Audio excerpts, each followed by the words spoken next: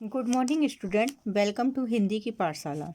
बच्चों, इस वीडियो में मैं आपके 12th बोर्ड एग्ज़ाम के लिए हम वन शॉट रिवीजन कराएंगे और मैं इस चैनल पर आने वाले वीडियो में भी ऐसे ही जल्दी जल्दी आपका हिंदी का सिलेबस कंप्लीट करवा देंगे। तो बच्चों, क्या था, मैंने अभी आपको पढ़ाया था पद्य साहित्य का इतिहास, गद्य साहित्य का इतिहास। अब ये तीसरे नंबर पर है व्याकरण। तो ये व्याकरण क्या बहुत लेंदी टॉपिक है, तो इसके हमें छोटे छोटे वीडियो बनाना पड़ेंगे, तो जिससे आपको पढ़ने में, सुनने में, समझने में प्रॉब्लम ना हो। तो सबसे पहले हम इसमें जो का भाग है ये है काव्य बोध। तो इसका हम पढ़ते हैं काव्य के भेद।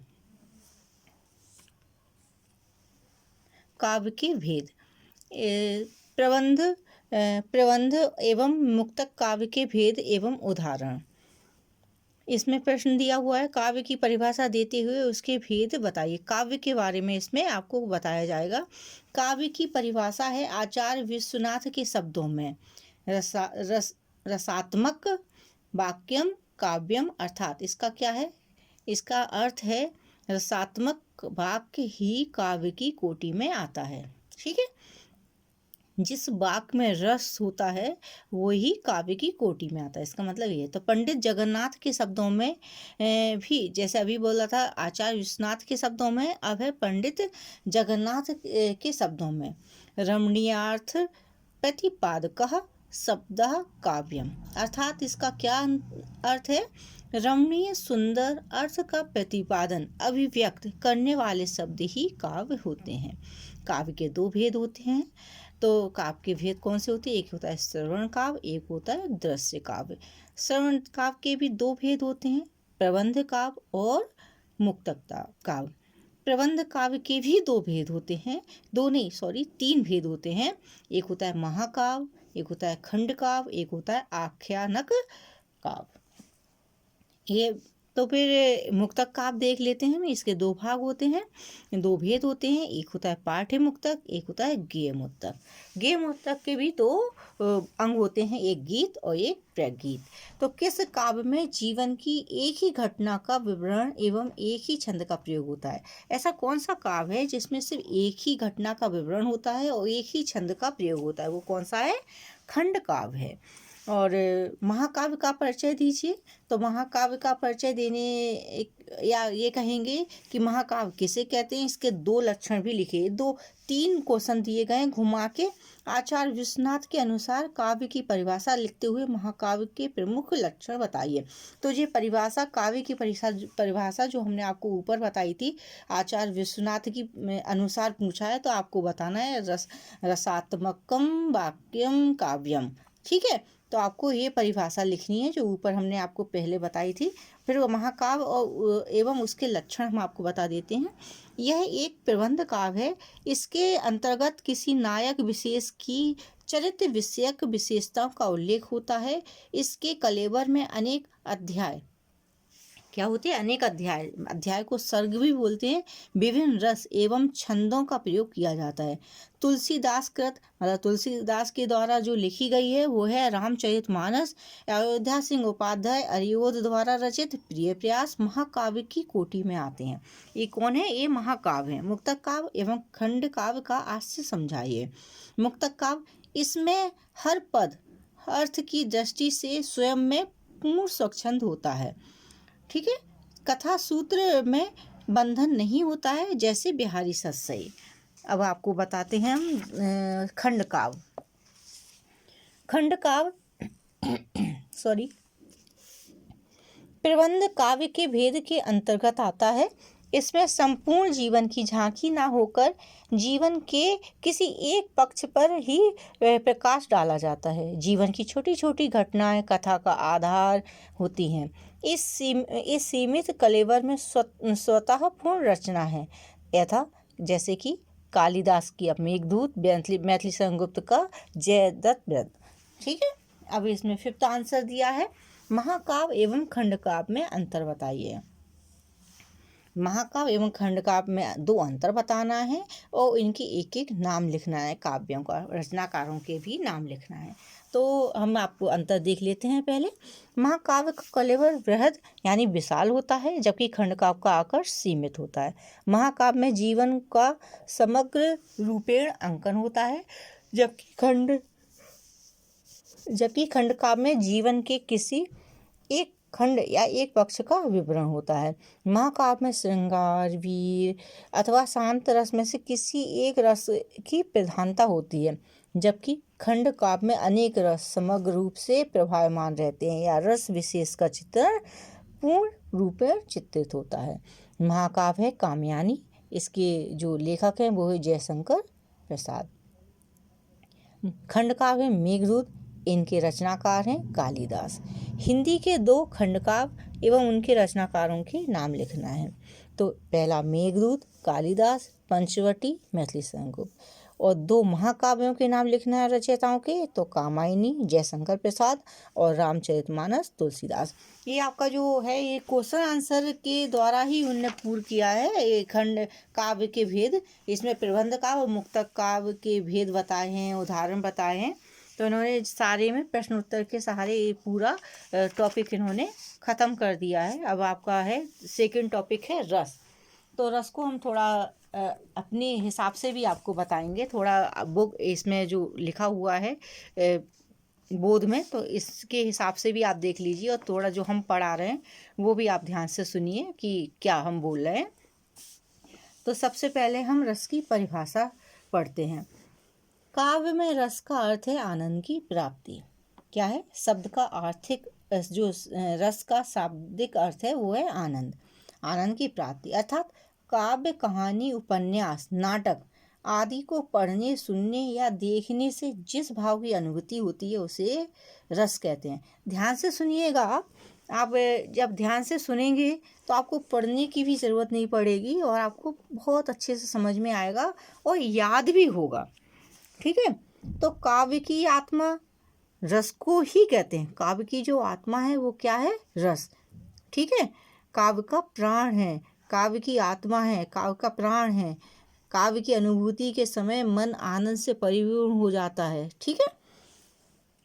सर्वप्रथम रस का उल्लेख कहाँ हुआ था? नाट्य शास्त्र पुस्तक के लेखक भरत मुनि ने किया था। किसने किया था? भरत मुनि ने किया था। नाट्य शास्त्र पुस्तक के लेखक थे वो। भरत मुनि ने 8 रसों को मान्यता दी है। इनके में शांत रस को रस की श्रेणी में नहीं रखा है। ठीक है। इन्होंने सभी जो हैं जो लेखक ना, सब ने अलग अलग मान्यता दी है कि 9 रस, 10 रस, 8 रस। तो जो भरत मुनि ने उन्होंने 8 रसों की मान्यता दी है और शांत रस को इन्होंने रस की श्रेणी में नहीं रखा। अच्छा, भरत मुनि की परिभाषा क्या है वो भी हम देख लेते हैं। भरत मुनि की परिभाषा है विभावानुभाव व्यभिचारी। जो हम आपको व्यभिचारी बोल रहे हैं तो वो यहाँ पे संचारी है। ठीक है। विभाव, अनुभाव, व्यभिचारी या संचारी। संयोग लिखा है ना, संयोगादर्श निष्पत्ति। ठीक है। इसका अर्थ क्या है? इसका अर्थ है विभाव, अनुभाव, व्यभिचारी या संचारी भाव के संयोग से ही रस की उत्पत्ति होती है। ठीक है। रसों की संख्या मुख्य रूप से कितनी मानी जाती है? 9 मानी जाती है, जिसे हम नवरस भी कहते हैं। लेकिन जो आचार्य मम्मट और पंडित राज जगन्नाथ ने रसों की संख्या 9 मानी है और भरत मुनि ने 8 मानी है। ठीक है। और इन्होंने 9वां रस किसको रखा है? शांत रस को रखा है। लेकिन आचार्य जो विश्वनाथ है ना, उन्होंने 10वां रस भी माना है। 10वां रस कौन सा माना है? वो है वात्सल्य रस। ठीक है। लेकिन जो रूप गोस्वामी जी हैं उन्होंने एक रस और माना है, वो 11वां रस है, उसको नाम दिया है भक्ति रस। तो इस प्रकार से रस कितने हो गए? 11 रस हो गए हैं। ठीक है। तो अब हम रसों के जो अंगों की है ना वो समझ लेते हैं कि रस के कितने अंग होते हैं। तो रस के अंग 4 होते हैं। सबसे पहला होता है स्थायी भाव, संचारी भाव, अनुभाव और विभाव। ठीक है। समझ में आ रहा है ना? ठीक है। संचारी भाव को हम व्यभिचारी भी बोलते हैं। तो इस बात का आप ध्यान रखना। हो सकता थोड़ा सा इधर उधर कर दे लेकिन आपका बोझ से कहीं अलग नहीं जाएगा, फिर भी ध्यान रखना आप। तो इसको हम देख लेते हैं। सबसे पहला स्थाई भाव की, स्थाई भाव की डेफिनेशन देख लेते हैं क्या है। सहृदय, ठीक है, प्रत्येक व्यक्ति के मन में जो भाव स्थायी रूप से निवास करते हैं, जो भाव स्थायी रूप से व्यक्ति के मन में, व्यक्ति के हृदय में निवास करते हैं, अर्थात लंबे समय तक रहते हैं, उन्हें स्थायी भाव कहते हैं। ये डेफिनेशन है जो हमने थोड़ा सा सिंपल लैंग्वेज में आपको बताई है, जिससे आपको समझ में आ जाए और मतलब याद भी हो जाए। तो उसको क्या बोलते हैं, स्थायी भाव बोलते हैं, ठीक है। और इनके आधार पर क्या रसों के नामकरण भी होते हैं। अब ये रस हैं, ठीक है, तो ये रस के प्रकार हैं, ये स्थायी भाव हैं। ये रस के प्रकार हैं, ये स्थायी भाव हैं। यहाँ पे 10 रस बताए हैं, 11वां नहीं बताया जो भक्ति रस है। तो आप इनको पढ़ लीजिए। और हम आपको अब सेकंड नंबर पर बताते हैं संचारी भाव। तो संचारी भाव का है, संचारी भाव आश्रय के चित्त में जल्दी जल्दी उत्पन्न होने वाले, किनके, आश्रय के चित्त में मतलब अंदर जल्दी जल्दी उत्पन्न होने वाले अस्थिर मनोविकारों को संचारी भाव कहते हैं। क्या कहते हैं, उन्हें संचारी भाव कहते हैं। अच्छा, संचारी भाव की कितनी संख्या होती है? संचारी भाव की 33 मानी गई है संख्या, कि ये 33 होते हैं संचारी भाव। हम अभी आपको बताते हैं स्थायी भाव, विभाव, संचारी भाव। एक मिनट। हाँ, आज के मन में उठने वाले अस्थिर भावों को संचारी भाव कहते हैं, ठीक है। इनकी संख्या कितनी होती है? इनकी संख्या 33 होती है, जो आपके यहाँ लिखे हुए हैं। निर्वेद, ग्लानि, मद, स्मृति, शंका, आलस्य, चिंता, दीनता, मोह, चपलता, हर्ष, घृति, त्रास, मतलब ये जितनी भी आपको जो अंदर हमारे जो भाव रहते हैं, जो हमेशा रहते हैं, ज़्यादा लंबे समय तक के लिए रहते हैं, उनको हम संचारी भाव कहते हैं। फिर तीसरे नंबर पर है अनुभाव।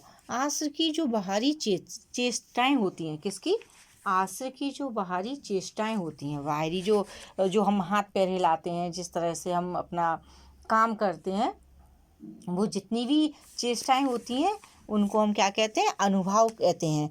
जैसे कि भालू से जब हम भयभीत हो जाते हैं, तो जो व्यक्ति एकदम चिल्लाने लगता है, डर की वजह से कांपने लगता है, हाथ पांव मारना शुरू कर देता है, भागने की कोशिश करता है, वो क्या है? अनुभाव है। वाणी व अंग संचालन आदि की जिन क्रियाओं से आलंबन तथा उद्दीपन आदि के कारण आश्रय के हृदय में जागृत भावों का साक्षात्कार होता है, वह व्यापार ही अनुभाव कहलाता है। अनुभाव के भेद, इसके प्रमुख 4 भेद होते हैं। एक कायिक होता है, एक मानसिक होता है, एक आहार्य होता है, एक सात्विक होता है। अब है आपका 4 नंबर पे विभाव। 4 नंबर पर विभाव है। तो इसका अर्थ होता है कारण, अर्थात जो व्यक्ति, वस्तु या परिस्थितियां स्थायी भाव को उद्दीपन जागृत करती है, उन्हें विभाव कहते हैं। देखो, अब हम आपको समझा देते हैं। स्थायी भाव के कारण जो विभाव कहते हैं, स्थायी भाव के कारण को विभाव कहते हैं, अर्थात वे परिस्थितियां जिनके कारण स्थायी भाव जागृत, जो हमारे अंदर स्थायी भाव हैं, 33 स्थायी भाव थे, मतलब जो हमारे अंदर हमेशा विद्यमान रहते हैं। संचारी भाव 33 थे, लेकिन जो स्थायी भाव हमारे अंदर विद्यमान रहते हैं, हमेशा अंदर चित्त में स्थिर रहते हैं, तो जब वो हमारे स्थायी भाव जागृत होते हैं, उन्हें विभाव कहते हैं। अर्थात जो व्यक्ति अथवा वस्तु अन्य व्यक्ति के हृदय में भावों के उद्रेक करती है, उन भावों के उद्रेक के कारणों को विभाव कहते हैं। अब रस की उत्पत्ति देख लेते हैं। सहृदय के रस हृदय में स्थित स्थायी भाव का जब विभाव, अनुभाव एवं संचारी भाव के साथ संयोग हो जाता है, तो वो स्थायी भाव का रूप ग्रहण कर लेता है। समझ में आ रहा होगा, मैं उम्मीद करती हूँ, क्योंकि थोड़ा सा आपको एक बार आप सुनोगे तो थोड़ा कंफ्यूज लगेगा, लेकिन आप इसको जब 2-3 बार इस वीडियो को सुनोगे तो आपको समझ में आ जाएगा, क्लियर हो जाएगा। तो अब हम आपको फिर से रस की उत्पत्ति के बारे बता देते हैं। सहृदय के हृदय में स्थित स्थायी भाव का जब विभाव, अनुभाव, संचारी भाव के साथ संयोग होता है तो वह स्थायी भाव रस का रूप ग्रहण कर लेता है। रस उत्पत्ति के सिद्धांत को निम्नलिखित सूत्र के द्वारा समझाया जाता है। देखो देखो ये क्या लिखा है, सहृदय का स्थायी भाव है। जब विभाव, अनुभाव और संचारी भाव ये दोनों, ये तीनों जब मतलब मिल जाते हैं तो रस की उत्पत्ति होती है। अब रसों के भेद हम देख लेते हैं कि रसों के कौन कौन से भेद होते हैं। सबसे पहला होता है श्रृंगार रस। तो हम श्रृंगार रस के बारे में हम पढ़ लेते हैं कि श्रृंगार रस तो देखो आप जानते ही हैं श्रृंगार रस क्या होता है। देखो छोटी क्लासों से हमने ये रस पढ़े हुए हैं तो हमें इतना परेशानी नहीं आएगी पढ़ने में, समझने में तुरंत हमें समझ में आ जाएगा। तो श्रृंगार रस की हम डेफिनेशन हम अपने मतलब जो इसमें लिखी है वो आप देख लीजिए और थोड़ा सा मैं इसको मतलब इजी बना देती हूँ। आचार्य भोजराज ने श्रृंगार रस को रसों का राजा कहा है। ठीक है, रसों का राजा है कौन? श्रृंगार रस। इसमें नायक, नायिका, पति पत्नी और प्रेमी प्रेमिकाओं के प्रति प्रेम का वर्णन किया जाता है। किसमें? ये श्रृंगार रस में इनका वर्णन किया जाता है। श्रृंगार रस में सुखद और दुखद दोनों प्रकार की अनुभूतियां होती हैं। इसी आधार पर इसको हमने इसके दो भेद होते हैं, एक संयोग श्रृंगार रस, एक वियोग श्रृंगार रस। ठीक है, तो सबसे पहले हम संयोग का पढ़ लेते हैं। जहाँ नायक नायिका की संयोग या मिलन का वर्णन होता है वहाँ संयोग श्रृंगार होता है। जैसे इसकी हम एक आपको उदाहरण बता देते हैं। इसमें लिखा है, राम के रूप निहारित जानकी, कन कन के नग की परछाई। तो हम आपको एक दूसरा भी साथ में बता रहे हैं, उसको आप देख लीजिए श्रृंगार संयोग रस का। मेरे तो गिरधर गोपाल दूसरा ना कोई, जाके सिर मोर मुकुट मोरोपति सोई। ठीक है, ये बहुत सिंपल सा है, आप इसको याद कर सकती हैं। संयोग श्रृंगार के लिए आप सब याद कर सकते हो आराम से। वियोग श्रृंगार, जहाँ नायक नायिका के बिछड़ने या दूर देश में रहने की स्थिति का वर्णन हो वहाँ वियोग श्रृंगार होता है। तो वियोग श्रृंगार का भी आपने डेफिनेशन देख ली है। इसका भी हम आपको एक उदाहरण दे देते हैं। एक उदाहरण इसमें लिखा है तो वो आप देख लेना, और जो मैं बोल रही हूँ एक आप वो भी देख लेना, हो सकता है आपको ये मतलब अच्छा लगे। हे खग, खग में पक्षी, हे खग मृग, हे मधुकर श्रेणी, तुम देखी सीता मृग नैनी। ये उस समय का है जब वो सीता को अपहरण हो गया था, जब राम भगवान सब जगह सीता को ढूंढ रहे थे और सभी से पूछ रहे थे, पूरी प्रकृति से पूछ रहे थे सीता के बारे में। तो ये उस समय का है। अब आपका दूसरा रस है हास्य रस। हास्य रस की डेफिनेशन देख लेते हैं। इसका जो स्थाई भाव है हास्य रस का, वो भी हम देख लेते हैं कि स्थाई भाव इसका क्या है। इसका स्थाई भाव है हास्य, और श्रृंगार का स्थाई भाव है रति प्रेम। तो ये आप यहाँ से स्थाई भाव पढ़ लेना, देख लेना। बकाया मैं आपको यहाँ जल्दी आपको कंप्लीट करवा देती हूँ।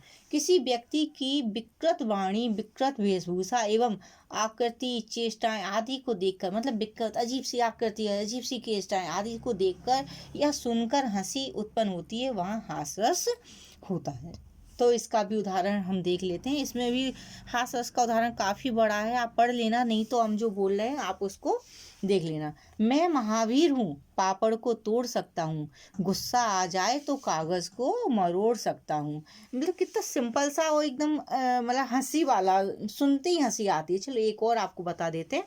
फादर ने सिलवा दिए 3 कोट 6 पैंट, बेटा मेरा हो गया कॉलेज स्टूडेंट। ठीक है, तो आपको ये हमने 2 उदाहरण इसमें हास्य रस के बता दिए हैं। इससे आपको मतलब आसानी रहेगी, जो आपको सिंपल लगेगा वो आप याद कर लेना। अब आपका आएगा इसमें हास्य रस के बाद रौद्र रस। तो रौद्र रस का जो स्थायी भाव है वो है क्रोध। जहाँ अपने गुरु आत्मीय की निंदा होती है, अपने गुरु की, या जो अपना आत्मा से जो जुड़ा हुआ है उसकी निंदा होती है, देशभक्ति, देश का अपमान होता है। वहाँ विरोधी पक्ष द्वारा किसी व्यक्ति, देश, समाज, धर्म का अपमान करने से उसकी प्रतिक्रिया में जो क्रोध उत्पन्न होता है वह वहाँ पे क्या होता है, रौद्र रस होता है। ठीक है, तो अब या आप यहाँ से डेफिनेशन देख लेना, जो मैंने बताई है वो देख लेना, मुझे जो सिंपल लग रही है मैं सिर्फ वही बता रही हूँ। तो देखना, इसका उदाहरण हम देख लेते हैं कि क्या है। वैसे इसका भी थोड़ा सा सिंपल ही लग रहा है, लेकिन चलो देख लेते हैं। मैं श्री कृष्ण के सुन वचन, अर्जुन क्रोध से जलने लगे। अब क्या था, एक तो वो उस समय का था, कृष्ण के समय का, उस समय का। तो चलो एक और देख लेते हैं। सुनत लखन के वचन, कठोर परुष सुधारी धरे, करी घोरा। एक इसमें भी है रौद्र रस का, ये भी सिंपल ही है। कहाँ के कई ने सक्रोध, दूर हो दूर, अरे निविरोध, सामने से हट, अधिक ना बोल, दुई दिहे, रस में बिस्मत घोल। ठीक है, ये सिंपल भी है, इसको आप कर सकते हो। चौथा है भयानक रस। भयानक रस का स्थायी भाव है भय। तो इसमें इसकी डेफिनेशन देख लें। जहाँ डरावनी या भयंकर वस्तु या घटना को देखकर या सुनने से जो डर या भय का भाव उत्पन्न होता है, वहाँ भयानक रस होता है। इसका हम आपका उदाहरण बता देते हैं।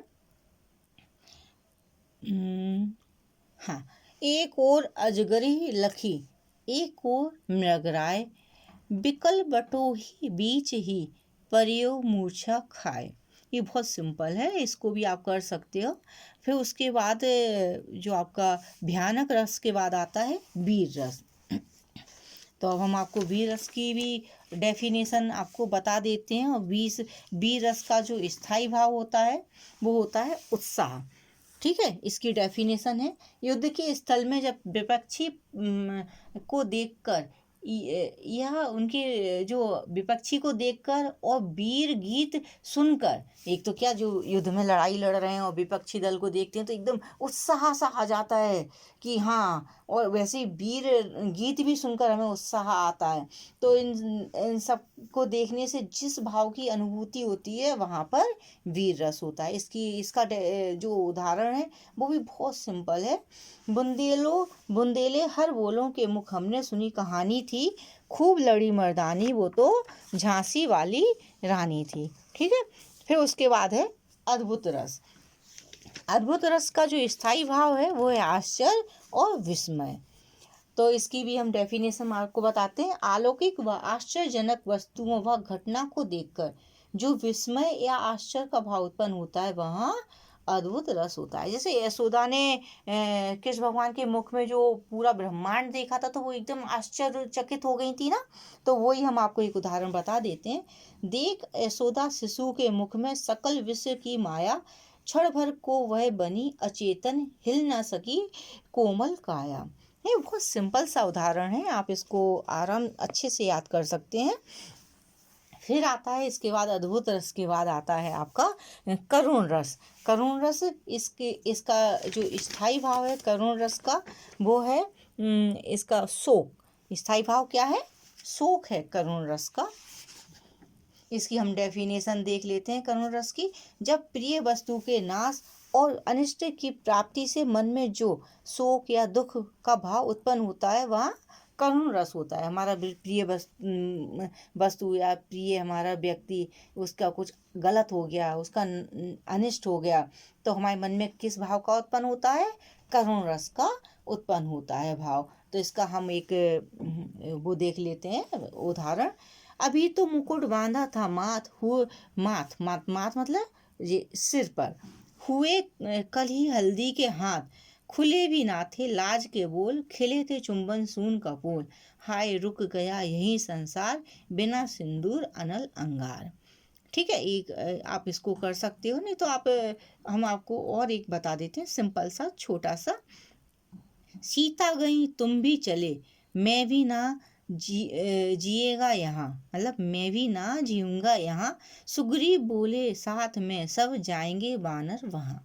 ठीक है, ये भी सिंपल सा ही है, तो इसको आप कर सकते हो। नहीं तो हम एक और आपको बता दें क्या, तो उससे भी आपको हो सकता है। कही बिलाए अनेक प्रकारा, पर ही भूमि तल बारह बारा। ठीक है, तो अब आपका ये हो गया करुण रस हो गया। अब आपका 8 नंबर का विवत्स रस। तो विवत्स रस है, इसका भी स्थाई भाव है। स्थाई भाव है आपका जुगुप्सा और घृणा। ठीक है, दुर्गंधित वस्तु, चर्बी, रुधिर और घृणित कारों को देखकर जब मन में एक घृणा सी उत्पन्न होती है, तब कौन सा रस आता है? तब रस आता है इस उसका विवश रस का मतलब उत्पन्न होता है अंदर। तो इसका उदाहरण देखते हैं। इसके मतलब इस सिंपल उदाहरण है, इसी को हम आपको बताते हैं। सिर पर बैठी ओ काग, आँख दो खात निकारत, खींचत जीवहि स्यार, अतहि आनंद उर घातन। ठीक है, तो इसको आप कर लेना, ये भी सिंपल ही है। फिर इस 9th नंबर पे आता है शांत रस। शांत रस का जो स्थाई भाव है वे निर्वेद या वैराग्य है।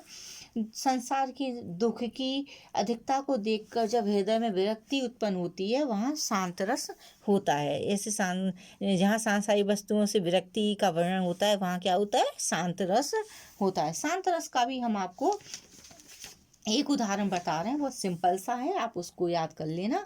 राम नाम की लूट है, लूट सके तो लूट, अंत काल पछताएगा जब प्राण जाएंगे छूट। एक और बता देते हैं, जब मैं था तब हरि नहीं, अब हरि है तो मैं नहीं, सब अंधियारा मिट गया जब दीपक देखा माही।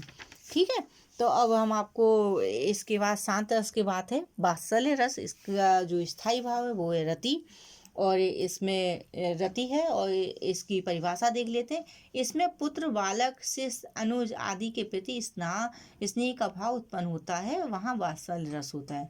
मैया मेरी मैं नहीं माखन खायो, ग्वाल बाल सब वे सखा मिली मेरे मुख लपटायो।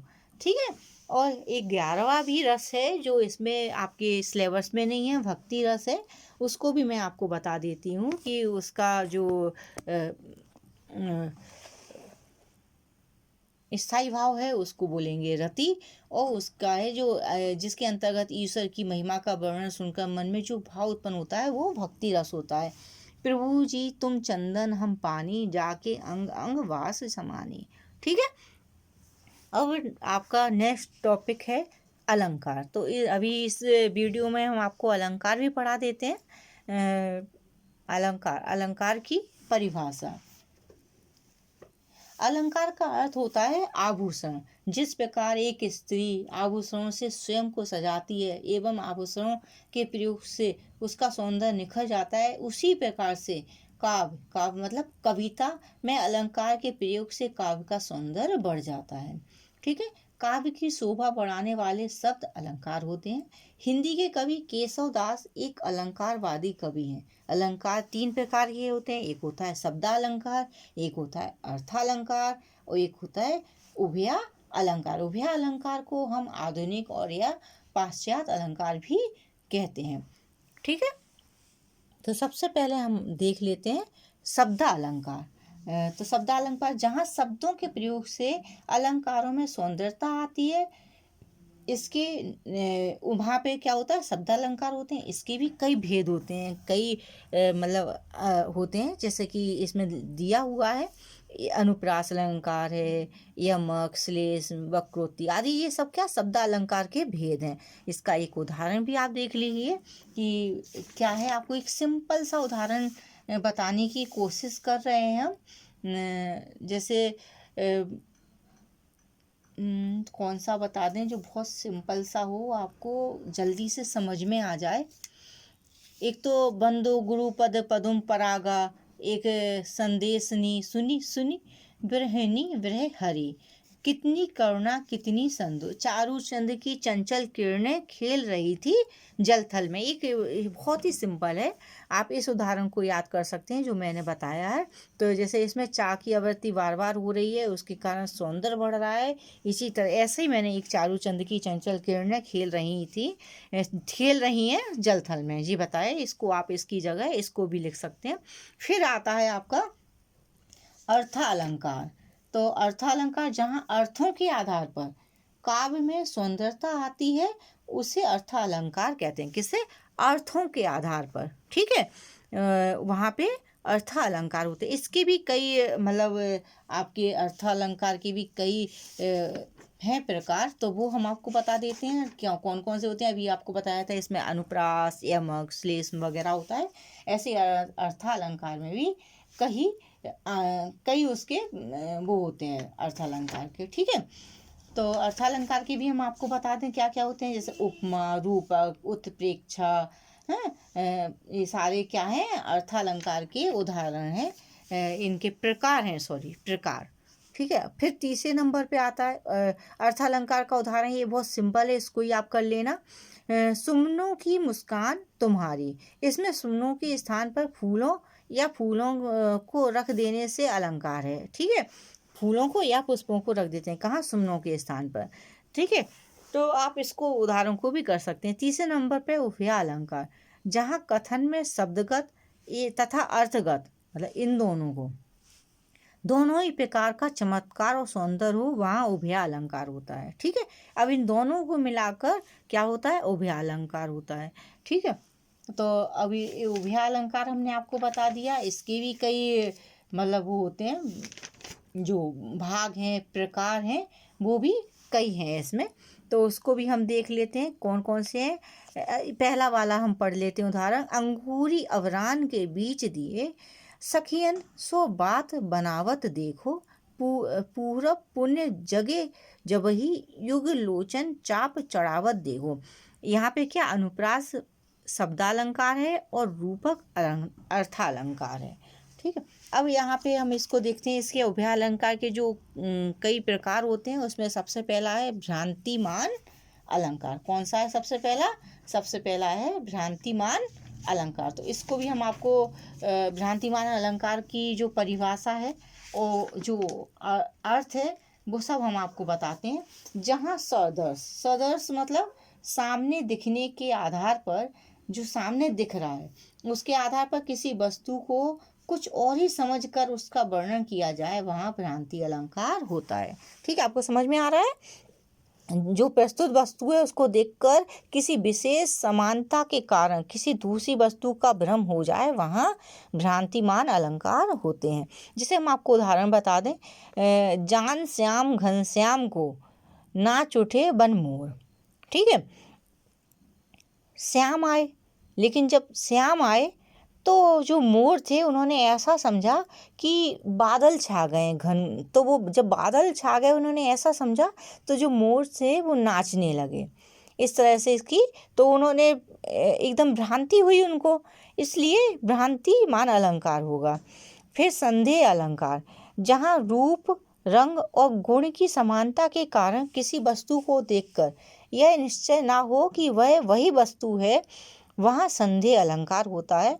इसमें अंत तक यह संशय बना रहता है। क्या भ्रांति अलंकार में तो भ्रांति हुआ और संशय हट भी जाता है, लेकिन इसमें अंत तक संशय ही बना रहता है। ये दोनों थोड़ा सा मिलते जुलते हैं, तो आपको कंफ्यूज नहीं होना है। देखो हम आपको बता रहे हैं इसका उदाहरण। साड़ी बिच नारी है कि नारी बिच साड़ी है, कि सारी ही की नारी है कि नारी ही की सारी है, ठीक है। अब इसमें देखो क्या भ्रांति और इसका जो आपको अंतर बताएंगे क्या है। भ्रांति में एक वस्तु में दूसरी वस्तु का झूठा निश्चय हो जाता है, ठीक है, जबकि संदेह में अनिश्चय बना रहता है कि ये है कि नहीं। मैंने बताया था ना, तर्क वितर्क की भावना बनी रहती है किसमें? जी संदेह में। भ्रांति में हम स्वयं भ्रम दूर नहीं कर पाते, जबकि संदेह में कर लेते हैं, ठीक है। आपको अब समझ में आ गया। अब तीसरे नंबर का विरोधाभास अलंकार, जहाँ किसी पदार्थ, गुण या क्रिया में वास्तविक विरोध ना होते हुए भी विरोध का आभास हो, वहाँ पर विरोधाभास अलंकार होता है। इसका उदाहरण हम देख लेते हैं। बा मुख की मधुराई कहाँ कहो, मीठी लगे अखियान लुनाई, ठीक है। इसका हमने एक ही आपको बताया है, बकाया आप देख लेना। आपको जो भी इसमें उदाहरण अच्छा लगता है वो आप याद कर लेना। चौथे नंबर पे सांग रूपक अलंकार, जिस रूपक में उपमेय के अंगों अथवा अवयवों का पर उपमान के अंगों अथवा अवयवों का आरोप किया जाता है वहाँ सांग रूपक अलंकार होता है। चलो मैं एक बार फिर से पढ़ देती हूँ, ध्यान से आप सुनना। जिस रूपक में उपमेय के अंगों अथवा अवयवों पर उपमान के अंगों अथवा अवयवों का आरोप किया जाता है वहाँ सांग रूपक अलंकार होता है। अब हम आपको एक इसका और उदाहरण बता देते हैं। बीती विभावरी जागरी, अंबर पनघट में डूबो रही, तारा घट उषा नागरी। ओके, आप इसको भी दोनों में से कोई भी आप लर्न कर सकते हैं, दोनों आपको आ जाए समझ में तो वो भी चलेगा। व्यक्तिरेख अलंकार, अब ये आपका आखिरी अलंकार है इसमें, व्यतिरेक अलंकार। अलंकार का टॉपिक काफ़ी बड़ा है, लेकिन क्या आपके सिलेबस में सिर्फ इतना ही है, तो हम आपको इतना ही पढ़ा रहे हैं, इससे ज़्यादा नहीं पढ़ा रहे हैं। नहीं तो अगर अलंकार का टॉपिक हम पकड़ के और इसको आपको पढ़ाएं डिटेल में तो पता चला 2-4 वीडियो बन जाएंगे। तो इसका लास्ट है 5th नंबर का व्यक्तिरेख अलंकार। जहाँ उपमेय को उपमान से भी श्रेष्ठ बताया जाए वहाँ व्यक्तिरेख अलंकार होता है। उदाहरण, संत हृदय नवनीत समाना, कहाँ कविनी पर कहे न जाना, निज परिताप द्रव्य नवनीता, पर दुख द्रव्य सुसंत पुनीता। तो देखो यहाँ यहाँ पे संतों उपमेय को नवनीत उपमान से श्रेष्ठ बताया गया है। अब एक और देख लेते, जिनके यश प्रताप आगे, शशि मलिन रवि शीतल लागे। ठीक है, तो आपका ये आज अलंकार का टॉपिक और आपका रस का टॉपिक, ये 2 टॉपिक, और आपका एक और टॉपिक भी आपका काव्य का टॉपिक वो भी ख़त्म हो गया। 3 टॉपिक इस वीडियो में हमने आपको करवा दिए काव्यबोध का टॉपिक। तो ये 3 टॉपिक व्याकरण का जो टॉपिक है ना वो काफ़ी बड़ा है। इसमें इसके भाग हैं काव्य, रस और अलंकार, और आगे अब आपका आएगा छंद भी है, छंद का टॉपिक भी काफ़ी बड़ा है। तो अब जो हम नेक्स्ट वीडियो बनाएंगे उसमें आपको छंद पढ़ाएंगे, इसके आगे पढ़ाएंगे। तो आप क्या ये वीडियो काफ़ी बड़ा हो जाएगा, तो इसलिए हम यहाँ पे यहीं अब ख़त्म करते हैं इसको पढ़ाना। अब नेक्स्ट वीडियो बनाएंगे उसमें आगे का पढ़ाएंगे आपको। तो अब मुझे आशा है कि आपको ये वीडियो अच्छा लगेगा, पसंद आएगा। थैंक यू ये वीडियो देखने के लिए। Keep learning and don't forget, बिल्कुल भी मत भूलना हमारे चैनल को लाइक करना, कमेंट करना और इस चैनल को सब्सक्राइब करना भी नहीं भूलना। हिंदी की पाठशाला हमारा चैनल है, इसको सब्सक्राइब करें और कमेंट करें, लाइक करें, और आप इसको शेयर भी करें अपने दोस्तों को, जिससे कि वो ये वीडियो देखकर ज़्यादा से ज़्यादा मतलब अपना जो सिलेबस है जल्दी से जल्दी कंप्लीट कर पाएँ हिंदी का। ठीक है बच्चों, थैंक यू, धन्यवाद, बाय बाय।